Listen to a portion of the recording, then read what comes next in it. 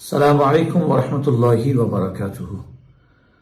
আপনারা জানেন যে আকীদাই হচ্ছে মূল, এবং ইমাম গজালী রাহমাতুল্লাহি আলাইহি ইরশাদ করেছেন, লা তাসিহুল ইবাদা ইল্লা বা'দা মা'রিফাতিল মা'বুদ। যতক্ষণ পর্যন্ত কোনো ব্যক্তি মা'বুদের সম্পর্কে তার আকীদা শুদ্ধ হবে না, ততক্ষণ পর্যন্ত তার কোনো ইবাদত আল্লাহ তাআলার দরবারে কবুল হবে না। আলহামদুলিল্লাহ, এটি একটি কিতাব আছে আমাদের ইমাম আহলে সুন্নাত আলা হযরত কওয়ারিহুল কাহার আলাল মুজাসসামাতিল ফুজ্জার, সৃষ্টির ঊর্ধ্বে স্রষ্টা।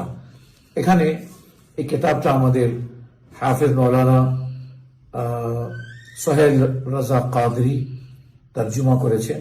আমি মনে করি এই কিতাবটা প্রত্যেক মুসলমানের ঘরে থাকা নেহায়ত জরুরি, এবং অনেক মেহনত করেছে আলহামদুলিল্লাহ। আল্লাহ সুবহানাহু ওয়া তাআলা তার এই মেহনতকে কিয়ামতের দিনে তার আমালে সালেহার মিজানে আল্লাহ তাআলা যেন ওজন করেন, আমিন। এই কিতাবের ফজিলতের দিক থেকে হচ্ছে যে যার ঘরে এই কিতাব থাকবে সে আল্লাহ তাআলার আকার আকৃতি থেকে নিজের আকীদাকে হেফাজতে রাখবে।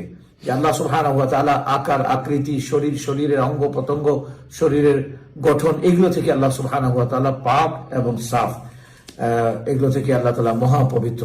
তো ইনশাআল্লাহ তাআলা এই কিতাবের জন্য আপনাদের সবাইকে রিকোয়েস্ট করছি, ঘরে ঘরে এই কিতাব রাখুন এবং নিজের ইমানের হেফাজত করুন। আসসালামু আলাইকুম ওয়া রাহমাতুল্লাহি ওয়া বারাকাতুহু।